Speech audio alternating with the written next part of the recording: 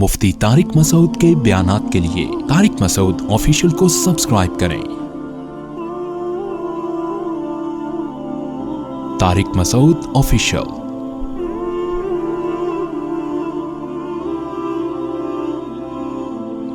یا ایھا الذین آمنوا، اے ایمان والو، اذا تداینتم بدین، جب بھی تم دین کا معاملہ کیا کرو، کسی سے ادھار لین دین کیا کرو، الی اجل مسمی، ایک وقت متعین تک۔ وقت متعین کا تذکرہ اللہ نے اس لیے کیا کہ اسلام میں جتنی بھی خرید و فروخت ہے، اگر اس میں آپ دین پر معاملہ کرتے ہیں تو اس میں ٹائم مینشن کرنا ضروری ہے۔ فقہا بیان کرتے ہیں، اس پر چاروں فقہا کا اجماع ہے کہ اگر آپ نے کسی سے کوئی چیز خریدی اور آپ نے یہ کہہ دیا کہ میں پیسے بعد میں دے دوں گا، اور بعد میں آپ نے ٹائم متعین نہیں کیا کہ کب، تو یہ بیع فاسد ہے، اس لیے کہ یہ جھگڑے کا ذریعہ بنے گی۔ اس بیع کو ختم کرنا لازم ہے، ورنہ گناہ گار ہوں گے آپ۔ تو آج کل ہو رہا ہوتا ہے کہ بعد کا پتہ نہیں کب آئے گی وہ بات۔ تو جب بھی آپ نے ادھار کا معاملہ کیا، آپ نے بتانا ہے کہ بھائی 1 ہفتے کے اندر پیمنٹ کروں گا، یا 2 ہفتے کے اندر پیمنٹ کروں گا، یا 3 ہفتے کے اندر پیمنٹ کروں گا، یا فلاں تاریخ کو پیمنٹ کروں گا، اتنے عید سے پہلے پیمنٹ کروں گا، تو یہ بتانا ضروری ہے۔ ہاں، یوں بھی کہہ سکتے ہیں 1-2 دن کے اندر کر دوں گا، تو مطلب یہ کہ زیادہ سے زیادہ 2 دن ہو سکتے ہیں۔ تو کوئی بھی ایسا طریقہ جس سے بعد میں لڑائی نہ ہو، وہ کہے بھائی پیسے دو، آپ کہے میں نے تو کہا تھا بعد میں دوں گا، تو بعد کا لفظ مبہم ہے، تو اس طرح سے بیع و شراء فاسد ہو جاتی ہے، اس میں انسان کو گناہ ہوتا ہے، اور ایسی بیع کا ختم کرنا لازم ہوتا ہے۔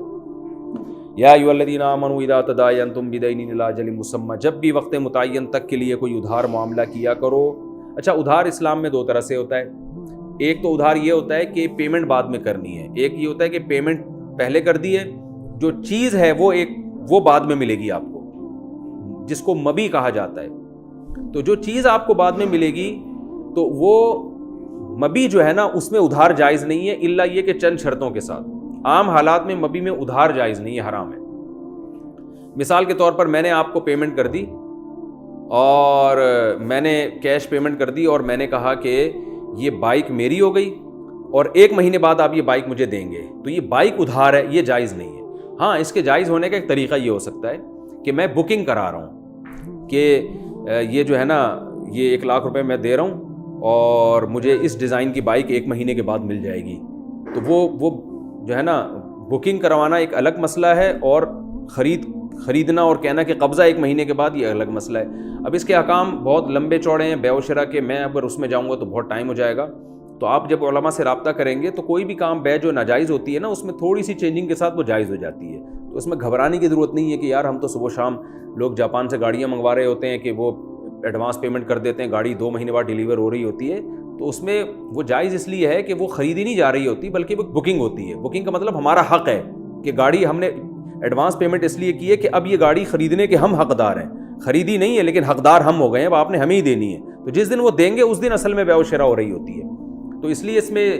ٹینشن لینے کا نہیں ہے۔ باقی یہ کہ انشاءاللہ جب ہم تجارت پہ ورکشاپ کرواؤں گا میں انشاءاللہ قریب، تو اس میں بتاؤں گا کہ خرید و فروخت کے اسلام کے کیا احکام ہیں، اور کن صورتوں میں ادھار جائز ہے، کن صورتوں میں جائز نہیں ہے، کن صورتوں میں قبضہ ضروری ہے۔ بہت موٹے شریعت کے بیسک احکام ہیں جو آج کل لوگوں کو پڑھائی نہیں جا رہے، نہ یونیورسٹیوں میں، نہ اسکولوں میں، اور نہ جو ہے وہ مسجدوں میں ان کی کوئی تعلیمات ہو رہی ہیں۔ تو بہت سے ناجائز طریقے ہمارے معاشرے میں خرید و فروخت کے چل رہے ہیں، وہ تفصیل ہم انشاءاللہ اس میں بتائیں گے۔ ابھی صرف اتنا ہے کہ جو چیز خریدی جا رہی ہے وہ ادھار ہو، یا پیمنٹ دی جا رہی ہے وہ ادھار ہو، تو دونوں صورتوں میں فَاكْتُبُوهُ، اللہ تعالیٰ فرماتے ہیں کہ اس کو لکھ لیا کرو۔ یہ جو لکھنے کا حکم ہے نا، یہ وجوبی نہیں ہے، یہ استحبابی حکم ہے، تاکہ امت میں لڑائی اور جھگڑا نہ ہو۔ اس پر پوری امت کا، یعنی تقریباً جمہور کا اس پر اجماع ہے کہ ادھار کے لین دین کو لکھنا لازم نہیں ہے۔ البتہ بہت اہم تاکید ہے قرآن کی، گناہ نہیں ہوگا آپ کو، لیکن اللہ نے ہمیں جھگڑے سے بچانے کے لیے، اور غلطی سے ہم کسی کا حق نہ کھا جائیں، اس سے بچانے کے لیے اللہ نے ہمیں حکم دیا ہے اکتبو، کہ اس کو لکھ لیا کرو۔ گویا کہ یہ ایک ایسا حکم ہے جس میں ہماری خیر خواہی ہے، تو یہ استحباب کے لیے ہے، ترغیب کے لیے ہے، لیکن قرآن کی ترغیب بھی کوئی معمولی چیز نہیں ہے۔ وَلْيَكْتُبْ بَيْنَكُمْ كَاتِبٌ بِالْعَدْلِ۔ اب ظاہر ہے پہلے زمانے میں سب لوگ لکھنا پڑھنا نہیں جانتے تھے، لکھنے کے کچھ ماہرین ہوا کرتے تھے، تو ہر آدمی لکھنا پڑھنا نہیں جانتا تھا، تو اس لیے ایسے موقع پہ کاتبین کی ضرورت ہوتی تھی۔ بھئی کوئی ہے لکھنے والا، تو اللہ نے فرمایا وَلْيَكْتُبْ بَيْنَكُمْ كَاتِبٌ، چاہیے کہ تمہارے درمیان جو کاتب ہے، جس کو لکھنا آتا ہے، وہ عدل کے ساتھ لکھے۔ اب دونوں تو ایکوریسی کے لیے معاملے کو کلیئر کرنے کے لیے لین دین کو لکھ رہے ہیں تاکہ جھگڑا نہ ہو. کاتب بعض دفعہ درمیان میں پیسے لے کے ڈنڈی مار دیتا ہے اور وہ گڑبڑ کر دیتا ہے, وہاں سے کھانچے کھولے ہوئے ہوتے ہیں اس نے. تو اللہ نے فرمایا کہ چاہیے کہ تمہارے درمیان کاتب عدل و انصاف کے ساتھ لکھے, وہ بھی گڑبڑ نہ کرے. وَلَا يَأْبَ كَاتِبٌ أَن يَكْتُبَ كَمَا عَلَّمَهُ اللَّهُ فَلْيَكْتُبْ. یہ بھی امکان تھا کہ ظاہر ہے پہلے کاتب کی بڑی ویلیو ہوتی تھی, آج تو ہر آدمی لکھنا پڑھنا جانتا ہے. پہلے زمانے میں جو لکھنے جانتا تھا نا وہ بڑا فن ہوتا تھا, تو اس کے نخرے بھی ہو سکتے ہیں. تو اللہ اس کو بھی ترغیب دے رہے ہیں کہ کاتب انکار نہ کرے ان یکتبہ, اس بات سے کہ وہ لکھے, وہ نخرے نہ کرے اس بارے میں. کما علمہ اللہ, جیسے کہ اللہ نے اس کو سکھایا ہے. تو یہ کما میں یہ ایک طرح کی علت بیان کی جا رہی ہے کہ اللہ نے اس پر احسان کیا, اس کو ایک علم دیا ہے, لکھنا سکھایا ہے. تو اس احسان کا تقاضا یہ ہے فلیکتب, کہ وہ لکھے اس معاملے کو. اپنی جو اس کے اندر اللہ نے صلاحیت پیدا کی ہے, اس صلاحیت کے شکر کا تقاضا یہ ہے کہ لوگوں کو فائدہ پہنچائے, وہ اپنے علم سے انکار نہ کرے, نخرے نہ کرے اس بارے میں. وہ تو لکھے گا, لکھوائے گا کون اس کو؟ تو اللہ فرماتے ہیں وَلْيُمْلِلِ الَّذِي عَلَيْهِ الْحَقُّ, چاہیے کہ لکھوائے وہ شخص جس کے اوپر حق ہے. یعنی اس میں اصل جو لکھوانے کا کام کرے گا وہ جس نے پیمنٹ کرنی ہے. وجہ اس کی یہ ہے کہ جس نے پیسے لینے ہیں نا, وہ اگر لکھوائے گا تو بعد میں نزاع ہو سکتا ہے کہ جس نے پیمنٹ دینی ہے وہ کہے گا بھائی تم نے لکھوایا تھا, پتہ نہیں کیا لکھوا دیا ہوگا, تم تو زیادہ ہی لکھواؤ گے, اپنی مرضی سے تم نے گڑبڑ کر دی ہوگی. تو آدمی جب اپنے اوپر خود لکھواتا ہے نا اپنے خلاف, تو اس کا قول اس کے خلاف حجت ہوتا ہے. یعنی بعد میں وہ جس نے ادھار لینا ہے نا اس سے, وہ کہہ سکے گا بھائی یہ تو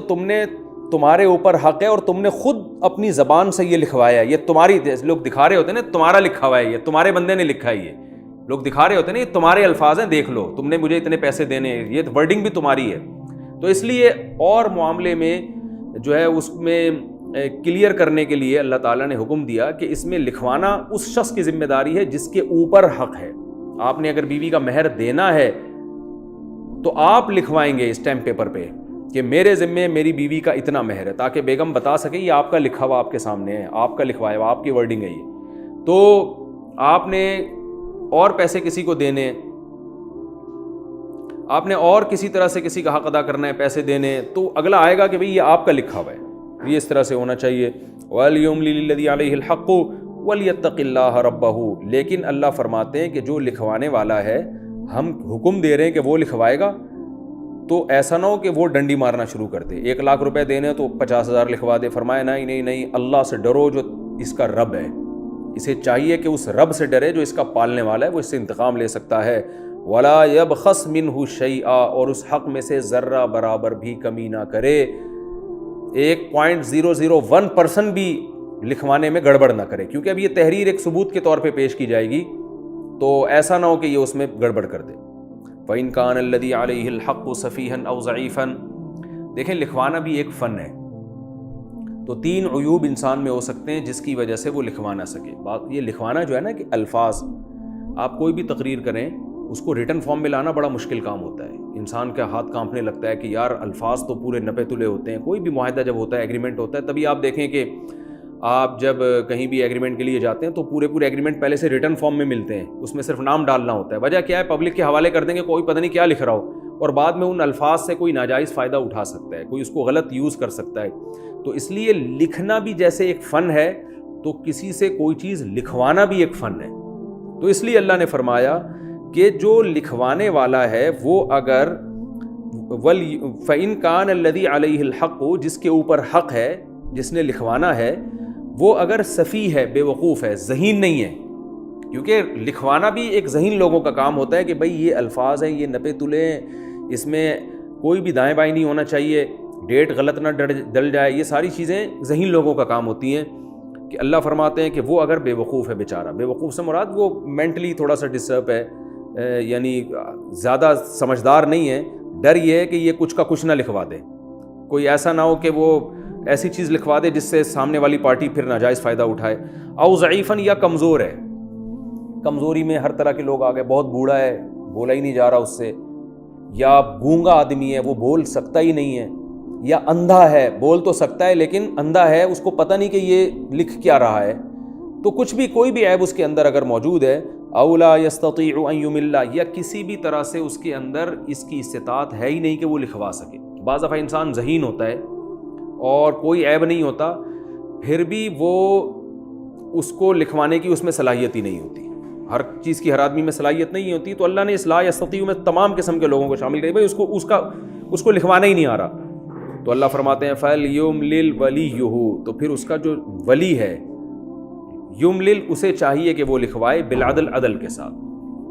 ولی کسی بھی کا جو لفظی ترجمہ ہے وہ دوست کو کہا جاتا ہے، یعنی کوئی بھی اس کا خیر خواہ ہو،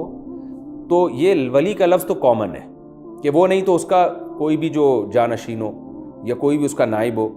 لیکن فقہا نے جو قرآن و سنت کی دوسری احادیث اور دوسری جو آیتیں ہیں ان کو دیکھ کر جو ولی کا مفہوم بیان کیا ہے وہ یہ بیان کیا ہے، جو یعنی کہ کون لکھوائے گا اگر یہ ایک آدمی ضعیف ہے، تو جو بیٹا یا بیٹی ہے نا اس کا ولی باپ ہے، یعنی اگر ایک آدمی میں لکھوانے کی صلاحیت نہیں ہے، بچے میں، نابالغ بچہ بھی اس میں داخل ہے کہ جس میں صلاحیت ہی نہیں ہوتی، مجنون اور پاگل بھی اس میں داخل ہے کہ پاگل کی طرف سے خرید و فروخت کا معاملہ ہو رہا، پاگل تو نہیں لکھوائے گا، تو پاگل، مجنون، دیوانے یا جن میں صلاحیت ہی نہ ہو لکھوانے کی، تمام لوگ اس میں آ گئے، تو ایسے موقع پہ ان کا ولی ان کا باپ ہوتا ہے، بیٹے کا یا بیٹی کا ولی اس کا باپ ہے، باپ نہیں ہے تو دادا ہے، اور باپ اور دادا کی غیر موجودگی میں باپ اور دادا نے کسی کو نامزد کیا ہو وہ ہے، اس میں بھائی نہیں ہے۔ بھائی اس لیے نہیں ہے کہ بعض دفعہ بھائی جو ہے نا وہ ایسے معاملات کر سکتا ہے کہ جو اپنے فائدے میں جا رہے ہوں، تو یہ خطرہ بھی بھائی کا اس میں موجود ہوتا ہے، تو سب سے پہلے باپ، پھر دادا، پھر آگے اس کی تفصیل ہے جو فقہ کی کتابوں میں لکھی ہوئی ہے۔ تو بھائی بعض صورتوں میں ولی بن سکتا ہے کہ اس کا کوئی مفاد نہ ہو اس میں، تو فَإِنْ كَانَ الَّذِي عَلَيْهِ حَقٌّ فَلْيُمْلِلْ وَلِيُّهُ بِالْعَدْلِ، تو باپ یا دادا، باپ دادا نہ ہو تو باپ اور دادا نے کسی کو نامزد کیا ہو۔ صحابہ کے دور میں ایسا بہت ہوا کرتا تھا کہ یتیم کے لیے نا اپنی زندگی میں نامزد کرتے تھے کہ میرے مرنے کے بعد میرے بچے کے معاملات کو فلاں شخص دیکھے گا، تو جس پر باپ کو اعتماد ہوتا ہے پھر اس کو وصی کہتے ہیں۔ وصی کا معنی جس کے لیے باپ نے وصیت کی ہو، تو اللہ فرماتے ہیں جو بھی ولی ہوگا، اور اگر باپ بیچارہ بوڑھا ہے تو پھر اس کا بیٹا اس کا ولی ہے، تو یہ پوری تفصیل آپ کو ملے گی۔ فَلْيُمْلِلْ وَلِيُّهُ بِالْعَدْلِ، تو اللہ فرماتے ہیں اس کا ولی لکھوائے گا عدل و انصاف کے ساتھ۔ اس کو بھی حکم دیا جا رہا ہے تم بھی گڑبڑ نہیں کر دینا، ایسا نہ ہو کہ یہ سوچ کے کہ میرا بیٹا ہے تو پوچھنے والا تو کوئی ہے ہی نہیں، تو تعلقات کی بیس پہ ایسا معاملہ لکھوا دیا جس میں اس کا نقصان ہو۔ تو اللہ نے فرمایا کہ تمہارا بیٹا ہے یا تمہاری اولاد ہے، پھر بھی تم نے اس کے فائدہ دیکھنا ہے، عدل کے ساتھ لکھوانا ہے، اپنی دوستی یاری کی وجہ سے تمہیں اپنے اولاد کو بھی نقصان پہنچانے کی اجازت نہیں ہے۔ وَاسْتَشْهِدُوا شَهِيدَيْنِ مِن رِجَالِكُمْ، یہ تو لکھنے کے احکامات اللہ نے بیان کیے کہ ادھار کا معاملہ لکھنا ہے، کاتب آئے گا لکھے گا، کاتب انکار نہیں کرے گا، کاتب غلط نہیں لکھے گا، لکھوائے گا کون؟ جس کے اوپر حق ہے اور وہ بھی گڑبڑ نہیں کرے گا، کمی نہیں کرے گا اس میں، وہ لکھوانے کی صلاحیت نہیں ہے تو اس کا ولی لکھوائے گا، اور ولی بھی عدل کے ساتھ لکھوائے گا۔ یہ ریٹن فارم میں جب معاہدہ آ گیا تو اللہ فرماتے ہیں اتنا بھی کافی نہیں ہے، بلکہ وَاسْتَشْهِدُوا شَهِيدَيْنِ مِن رِجَالِكُمْ، اس تحریر پر دو مردوں کو گواہ بھی بناؤ، کیونکہ تحریر جعلی بھی ہو سکتی ہے، اسٹیمپ جعلی بھی بن سکتی ہے، سگنیچر جعلی بھی ہو سکتے ہیں، تو دو گواہ بھی ہونے چاہیے تمہارے مردوں میں سے جو اس پر گواہ بنیں گے کہ یہ تحریر لکھی گئی ہے اور واقعی فلاں شخص نے فلاں شخص کے اتنی تاریخ کے اندر اتنے پیسے دینے ہیں۔ فَإِن لَّمْ يَكُونَا رَجُلَيْنِ، بس اگر تمہیں دو مرد نہ ملیں کہیں بھی، فَرَجُلٌ، تو پھر ایک مرد، وَامْرَأَتَانِ، اور دو عورتیں ہونی چاہیے، مِمَّن تَرْضَوْنَ مِنَ الشُّهَدَاء، یہ ان شہداء میں سے ہونی چاہیے جن سے تم راضی بھی ہو، ایسا نہیں کہ کوئی بھی چرسی بھنگی اٹھا کے لے آؤ گواہ بنانے کے لیے، تو جن سے تم خوش ہو۔ تو خوش کون ہوتے ہیں؟ جن سے جو دیندار ہوتے ہیں، عادل ہوتے ہیں، فاسق فاجر نہیں ہوتے۔ اور علماء نے کہا ہے کہ اگر بالفرض وہ فاسق فاجر اس زمانے کے لحاظ سے جو فتویٰ دیا ہے، کیونکہ عادل گواہوں کو اس زمانے میں تلاش کرنا ناممکن ہے، کیونکہ یعنی عادل سے میری مراد یہ ہے کہ نیک گواہ، تو نیک تو مارکیٹ میں شارٹ ہیں، تو علماء نے لکھا ہے کہ اتنے بھی ہوں کہ عوام میں ان کو بارے میں یہ پتا ہو کہ یہ جھوٹ نہیں بولتے، تو وہ بھی اس آیت کے مفہوم میں داخل ہیں، یعنی پبلک جانتی ہو کہ بھئی یہ اچھے لوگ ہیں، تو ایسے لوگوں کو گواہ بناؤ۔ اب خواتین پریشان ہوں گی کہ بھئی یہ دو مردوں کو اللہ نے تو گواہ بنا دیا، اور اگر دو مرد نہیں ہیں تو ایک مرد اور دو عورتیں، تو عورتوں میں دو کی اللہ نے قید کیوں لگا دی؟ تو اللہ فرماتے ہیں کہ ان تضل احداہما، ایسا نہ ہو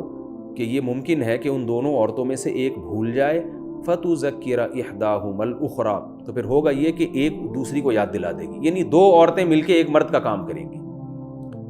تو اس سے صاف پتہ چلتا ہے کہ اللہ کی نظر میں عورت میں بھولنے کا چانس مردوں کی نسبت زیادہ ہے. تو 2 عورتیں دماغی لحاظ سے ایک مرد کے برابر ہیں.